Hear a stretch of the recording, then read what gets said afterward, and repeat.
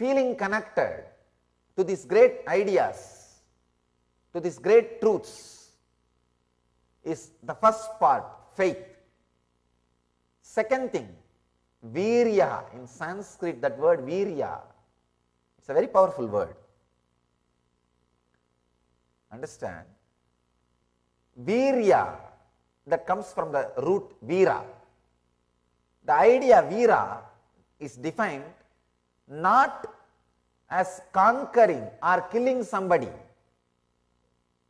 but as conquering your own mind and having control over yourself, strength to stand with your mind, strength to stand with your being, strength to maintain the balance in your being. Virya, the energy directed in the path, the strength. In Sanskrit, the virya word, especially Patanjali here, when he uses the word, he is not saying about killing others, conquering others. No. The Vedic civilization was not built on conquering others. The only country which never invaded any country. Last 5,000 years, 3,000 invasions happened in India. But not even once these guys have gone out and invaded any country. There is a record. In South India, the Chola kings went to Indonesia, the Cambodia, all those places. But they never invaded, killed local tribes. They created a new civilization. They married.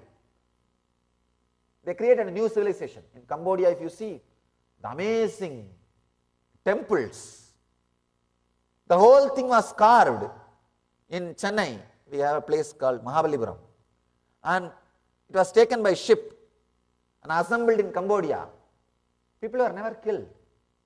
The civilization was created, never invaded. So we are not built on conquering. So when Patanjali says virya, he means standing with your mind, ability to balance your being. Usually, we have some thoughts, it comes out of your brain and passes through your brain grooves and becomes a vibration in your body, and action happens. Only after the action happens, you even know why you had that kind of thought, why you did that kind of action, and you start either repenting or feeling guilty. Virya means having the awareness and strength to catch the thought by the time it comes out, before even it passes through your brain grooves, before even it affects your decision making energy. The moment it starts, catch it there itself. The virya, ability to catch in the root itself. Ramana Maharshi calls this as aham spurana. Sitting in the space where the aham, the identity is rising. That's what I call virya. We have a beautiful story about this virya. It's a wonderful story. In South India, in a place called Tiruvarur, there was a great saint, Dakshinamurti Swamigal, an enlightened master. Still his samadhi is there, his tomb is there, very vibrant, alive, living energy. Still he is available. Whoever goes to his presence, he is available. He used to be sitting naked under a banyan tree. He will not wear any cloth. He will sit under the banyan tree and he will be just sitting in a very relaxed, blissful way, completely fulfilled. That king who was ruling that area, that king had a pride about his courage or his energy to wage war.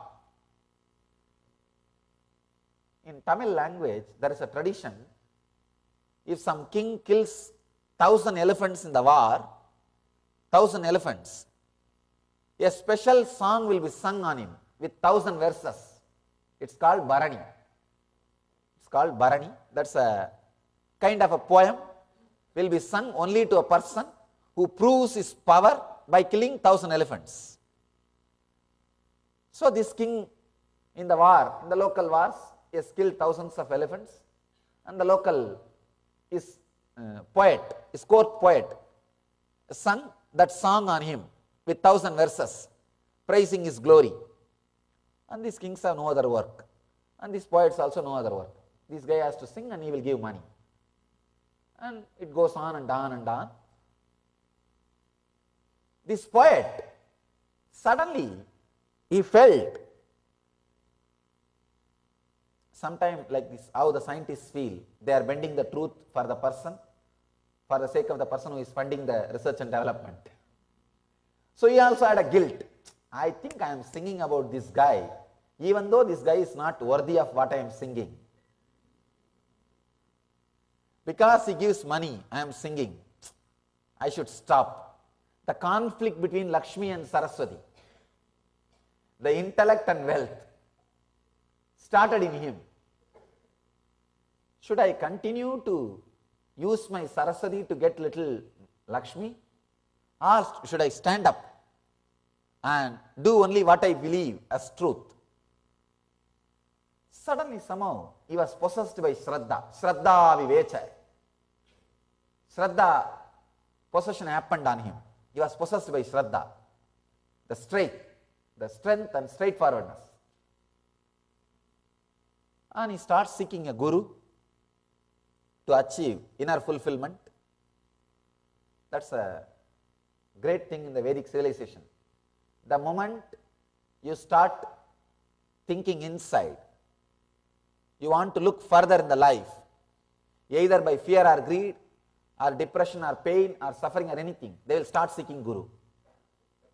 The whole civilization, if somebody is depressed, first thing they will tell, I will become a Swami. They will not even bother, they will not say, I will commit suicide, I will do that, I will do this, I will become a Swami. Because it is in the very air. This guy starts trying to find out a Swami. Fortunately, he gets the opportunity to meet this Dakshinamurti Swamigal. He comes and sits in the presence. Neither that Swami spoke a single word, nor that poet asked any question. Somehow just that click happened. That click happened. When that click happens, see, it's like a loaded gun being triggered. The poet was a loaded gun filled with seeking. The presence of the Swami is just triggering. Just triggering. See, if you trigger the unloaded gun, nothing will happen. If you don't trigger the loaded gun, nothing will happen. Both should meet and match and merge. The seeking and the enlightened person's presence. Here, both merged and no words are shared. Just Dakshinamurti Swamigal showed through his body language, sit, relax. The poet sat quietly. The intense presence of the master, the thoughts per second in poet's mind started reducing drastically. The TPS started coming down. Tuck, tuck, tuck, tuck, tuck, tuck, tuck. In few seconds, the poet was in deep silence. He was almost in samadhi. He was in samadhi. Maybe after 2 days, Dakshinamurti Swamigal, he moved his hand. Then slowly that poet came to awareness, the ordinary consciousness, the ecstasy, the joy, the fulfillment was so much. He sang the same Bharani song, same the 1000 verse which he sang to the king, in the same meter, he sang about this Swami, saying, killing 1,000 elephants is much easier than killing the mind. You killed my mind. So you are worthy of Bharani. He sings Bharani. He sings about this master in the same meter. He sings for that master. Till then everything was going smooth. Now problem starts. Naturally, always among the poets, there will be somebody who don't like this poet, the competition. The competition poet, he went and told the king, don't think you are the only one with the Bharani in this country.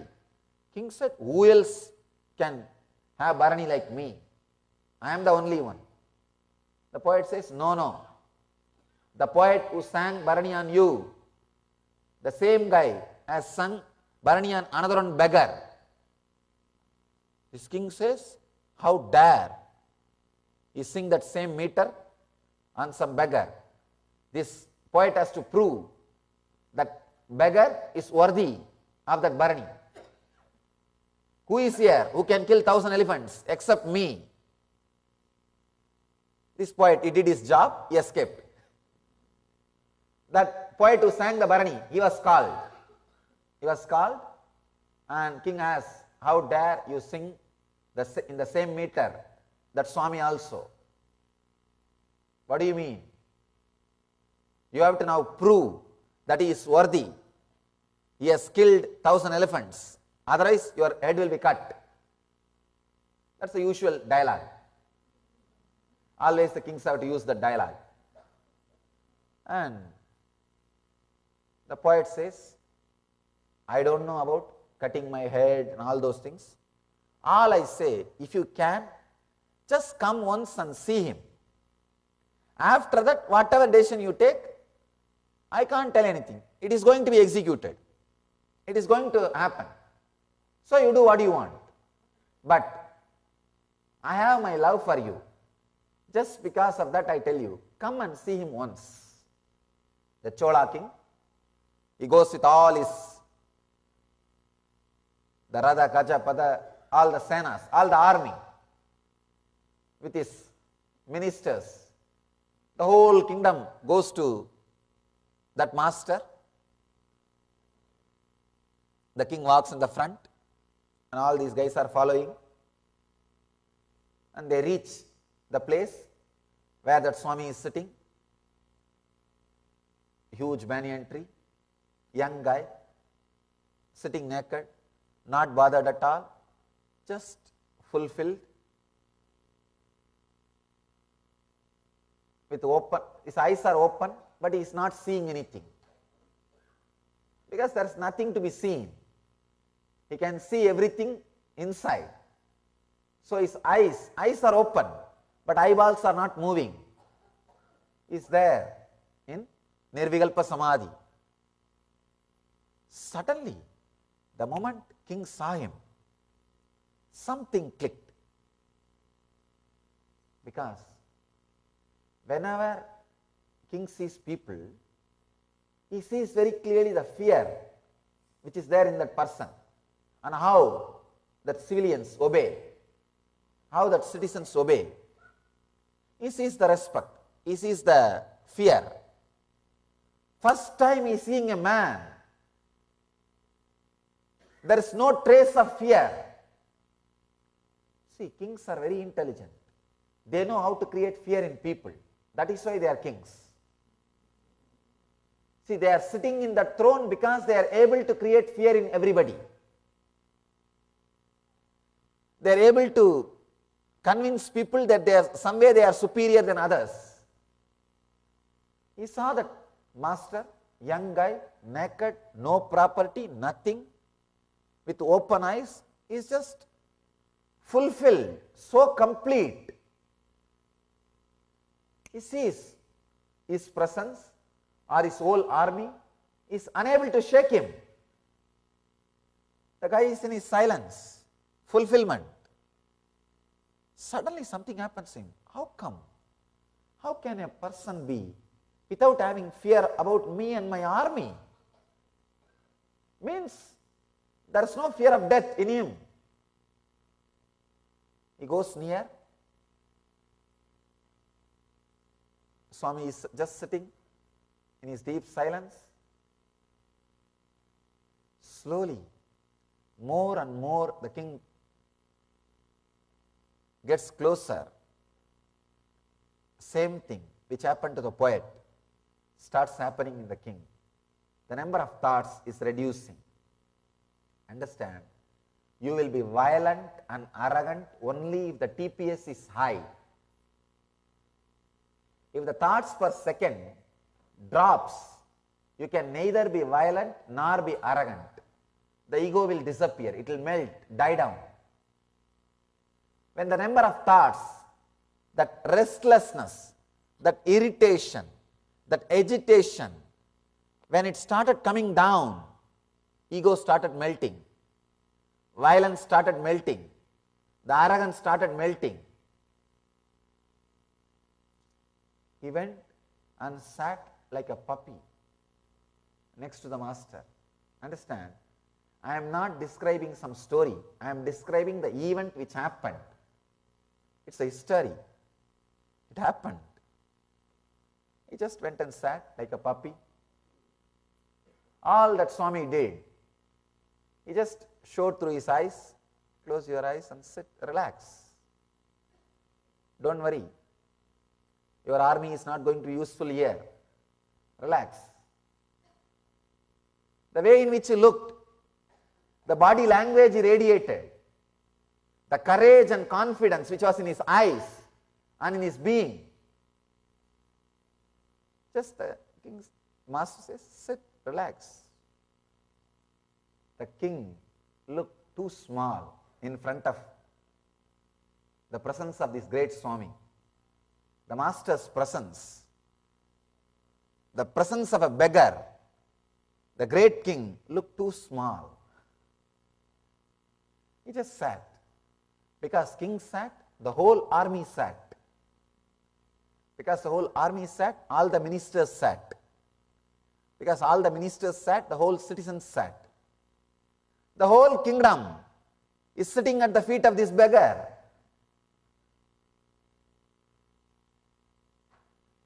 And the whole kingdom was in that silence. Story says, one day passed, 2 days over, third day, Dakshinamurti Swamigal, he felt little compassionate. All these guys are sitting for 3 days without food. Maybe they have to go back and have food. He just lifted his face and lifted his hand, told the king, now go back. Suddenly, king came to the normal awareness, filled with ecstasy, joy, and that experience of the deep silence which he never experienced in his life. The arrogance and violence will never let you relax.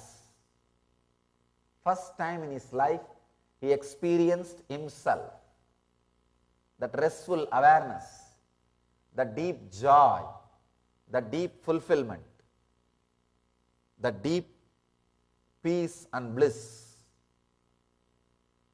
The king, he was unable to speak. If you sit for half an hour like that intensely, you will see very clearly, your tongue will be locked. You can't speak. You can't speak. And he sat for 3 days. He was not able to speak. The tears are pouring. He just did namaskar, came out and looked into that poet and said, the only mistake you did, you shouldn't have sung Bharani on him, you should have sung Dharani. Dharani means the meter which is sung for the people who killed 10,000 elephants. Not 1,000. He says, killing 1,000 elephants, the king says, killing 1,000 elephants is easy. All you need is the technique and the muscle and weapon, that's all. Nothing else. Killing not only your mind and anybody who comes in front of you, everybody's mind is millions and millions of times greater than any ordinary war or killing. So he says, not just Bharani, sing Dharani. Means he is worthy of the ultimate respect. Sing. And that poet sang Dharani. Still the whole thing is there in stone. If you go to his tomb, still you will see the whole thing. The evidence of the whole incident.